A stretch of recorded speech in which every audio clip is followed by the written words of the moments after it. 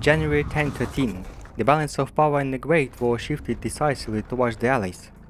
Following a series of failed offensives, the Changeling lands fell back behind a fortified line, which the Allies aimed to break through within a short period of time. To the north, the Pegasus Special Forces organized a crossing over the Emerald River. Their success opened the way for the Stalingrad Assault Unit, which secured the city and continued the advance westward. The Changelings could only react defensively and were forced to scramble their reserves from the central direction. Seeking to disperse Queen Chrysalis' forces, the United Alliance escalated operations on the southern front. Here, Zelik's 8th army had entrenched along Midlake. Changeling general was in low spirits, and after Chrysalis denied him permission to attend his mother's funeral, Zelix made a classic move. He pretended to be ill. In mid-January, the Allies renewed their offensive. The Pegasus Corps launched coastal landings to draw Changeling's attention. New Lieutenant General Arexis sends his only panzer division to counter the threat. That maneuver splits the 8th army. Once the Allied troops crossed the river and linked up with the landing corps, they exploited the weak northern flank. An Allied mechanized division raced along the railway and soon entered the mid-resort. At the end of January, Zelix returns to the front line and convinces the Hives Marshal Trimmel that the south requires immediate reinforcement. Fresh panzer and infantry corps arrived, restoring Changeling morale. In early February, the 8th Army conducted a surprise counterattack, regaining control of the last positions. The Allies reorganized their forces and also switched to a new offensive, initiating the 5th Battle of Mid-Resort.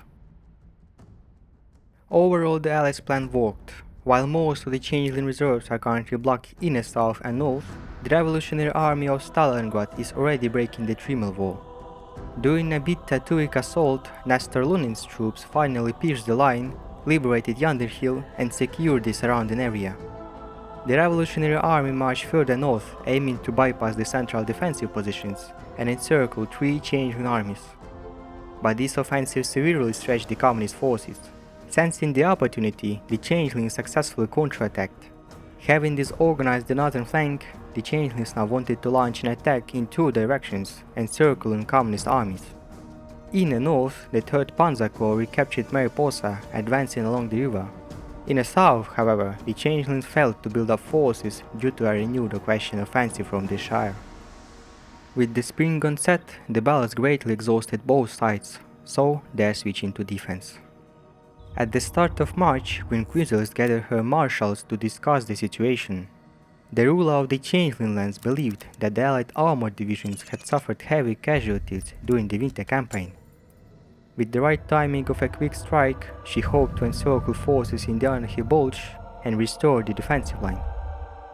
Chrysalis also believed that a crucial defeat of the Allies would force Stalingrad to exit the war, thereby balancing the frontline forces and paving the way for a truce with Equestria. The operation is scheduled for April. For the United Ponies Alliance, Yonderhill Bulge represented the perfect kill zone to crush the Changeling Panzerfangs. Victory there would open the route to liberate all the occupied cities. Each day, more troops arrive at the salient. The Allies are fortifying the Bulge, expanding supply hubs, and setting up new airfields. Everything that was needed for the deciduous spring campaign, which both sides knew was coming. While troops on the ground prepare for action, the war in the air goes on. The Changelings already began accelerating fighter production, closing the gap with the Allies. In response, Equestria pulls a trump card up her sleeve. The Northern Bureau's latest development, Lancaster's strategic bomber. This huge machine could carry 6-ton payload over more than 2,000 kilometers, far enough to hit some Changeling hives. On late March, Equestria launches the first major air raid. 28 Lancasters, escorted by 4 Spitfire squadrons, took up from brand new airfields towards the heights. An hour into the flight, they encounter Changeling interceptors. In a brief but violent clash, Ice Pilot Huckberry Hitch set the record by shooting down 5 Changeling fighters, one by one. After 7 hours of flight, 19 Lancasters reached the city of Frux, the center of the Changeling military production. They released their bombs across the city, marking the first large-scale airstrike on the Changeling lands. Even though this operation did limited damage and was more propaganda driven, but it showed that the war can reach the Hives themselves. Over time, such raids became regular and ruthless.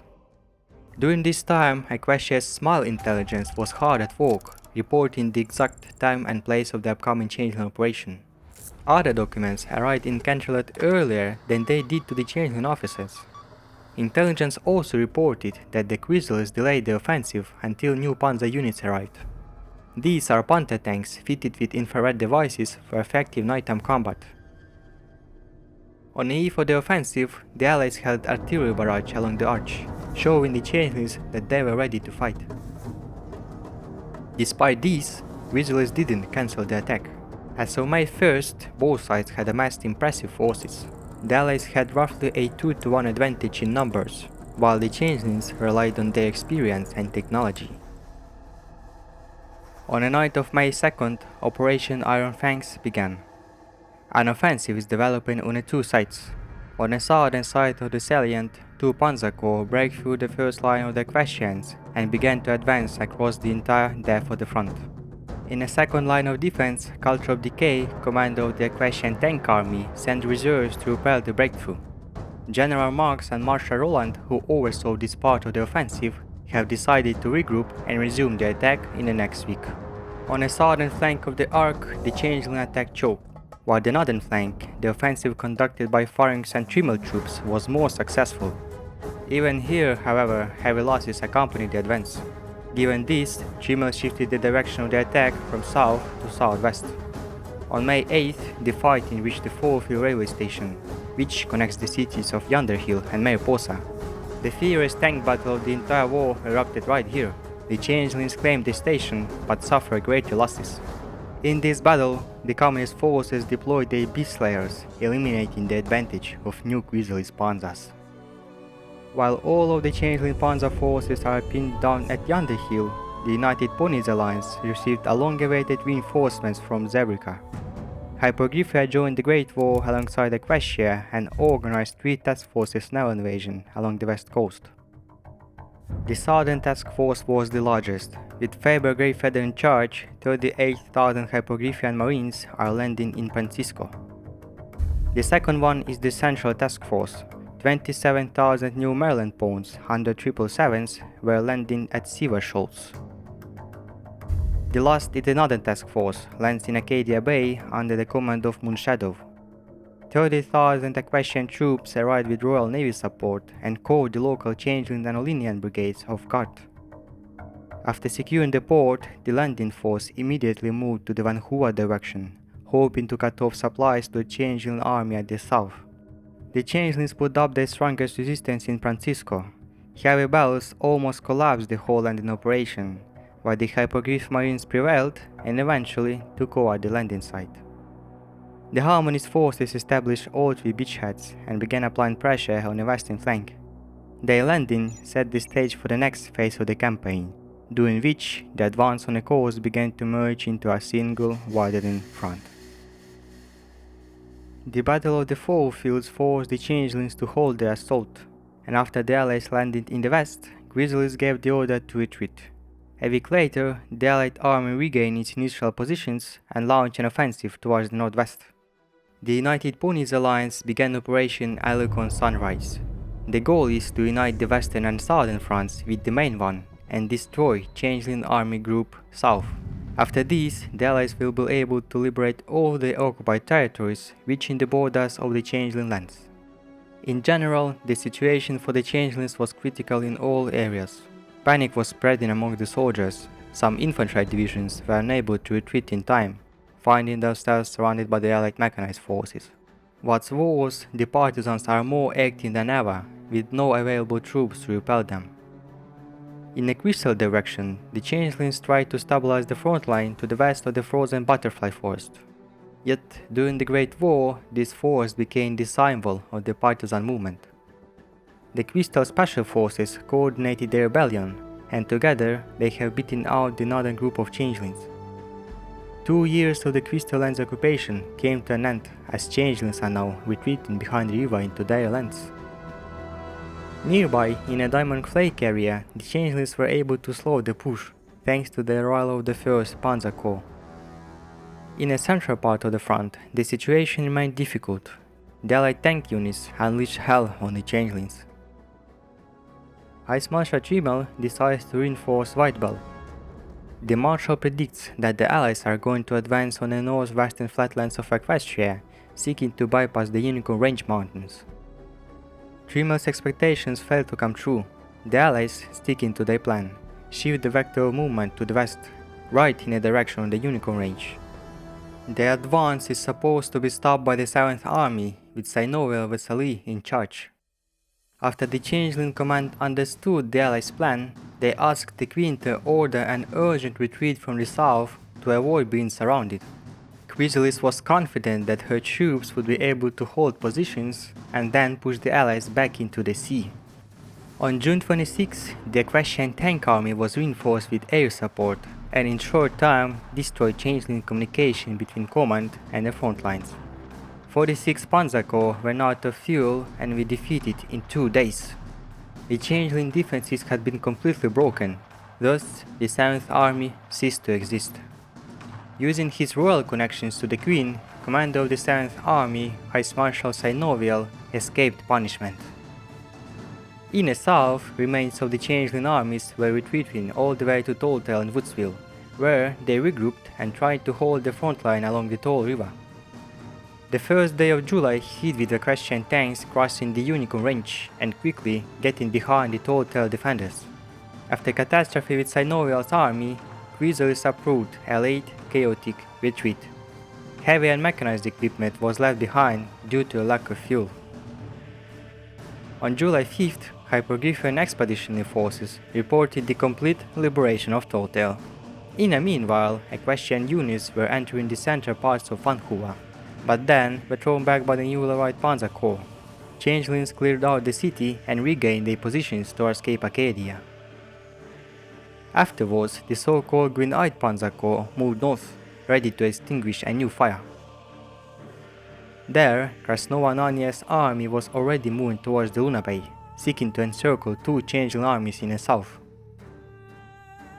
As Panzer Corps arrived, they repelled the Communist Pegasi and continued counterattack eastwards. The next day, they stumbled upon mighty armor corps reinforced with heavy tank battalions. In the decisive battle, the Changelings ran out of firepower and were forced to stop the offensive. The Panzer Corps counterattack gave the Changeling 3 precious days, allowing half of their troops to retreat to Olinia for recovery. Following the Allies' breakthrough, the 8th Army, numbering 70,000 bucks, ends up in a Vancouver triangle. Commander Zelix ordered to retreat from the plains to the approaches of Vancouver. 15th of July at night, a submarine cruiser dispatched by the Chrysalis arrived at the port of the besieged city of Vancouver. The Queen proposed evacuating the command of the 8th Army, including Zelix. Unexpectedly, the general decided to stay in the city alongside his soldiers. A heavy siege is expected. The Allies had assembled over 500,000 soldiers and 8,000 artillery guns, which should turn the city into a nightmare. The assault had been scheduled for July the 17th, once supplies reached the area. A day before the planned assault, Lunar Guards Corps penetrated the southern districts of Vancouver. Corps Commander Wardbearer reports the success to Marshal Luna and asked her to delay the offensive, to see how far they can go. By the morning of July 16th, city defenders spotted enemy Astrals. Assuming that the Allied offensive had already begun, the Changelings immediately sent a negotiations proposal. Streak of defeats in the south breaks Zelix's loyalty to the Queen. General has grown to hate Chrysalis for her terrible orders and no longer believes in the Changeling victory. Given the chance to do some good and stop the bloodshed, Zelix surrenders to the Wardbearer, saving the lives of his soldiers in Vancouver. By the sunset on July the 17th, General Wardbearer triumphantly announced on the radio the liberation of Vancouver. This is the voice of freedom, General Wordbearer speaking. My fellow ponies, by the grace of AlruMoon and stars above, today the city of Vancouver was liberated. The Lunar Guard Corps have brought home another great victory. We have seen the horrific aftermath of the Changeling occupation, and I promise our vengeance will be complete. To those in the rear, may thy knights be blessed. To those on the front lines, may the goddess of the night carry us forth to victory. And to those on the other side, may she fill her glorious night with the nightmares that we will unleash upon thee. The fall of Vancouver broke a gap in the Changeling defenses on the western front. The Changelings have clung to the remaining occupied territories, hoping to hold them as a buffer zone. Unfortunately for them, east of Fangs, the Allies raced across the river before the Changeling forces could do so. The Allies planned to encircle the entire army group center by breaking through in two places, one from Hoofholtz and other from the Crystal Lens, while the forces at the center held off the Changelings. In late July, Equestria deployed mechanized and magical weaponry to attack. The Changelings were already at the northern side, so they stopped the advance right there. On the southern bridgehead, the Allies achieved greater success, breaking through into the enemy's rear. The Changelings did not abandon the area between the Hoofholtz, planning to use it for their counter-offensive. But Equestria got ahead of Changelings and closed the pocket with two concentrated attacks. The Changelings attempted to free the encircled troops, but they managed to rescue less than half of them. Meanwhile, Stalingrad had completed the redeployment of his forces in the east. Units of Army Group North did not fall back to shorten the front line. Stalingrad tried to encircle these troops, but the Changelings forces redeployed a Panzer Corps from the south and began to put up resistance from their new positions. While the Changeling forces was busy on the flanks, the 11th Army Group, led by Sunset Shimmer, operated with limited mechanized units. However, she had enough Pegasi and Mages companies to catch the enemy forces completely unaware during this strike.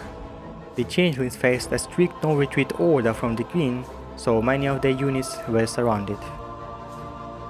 The 11th Army Group advanced rapidly towards the airfield near Acornage, encountering no serious resistance.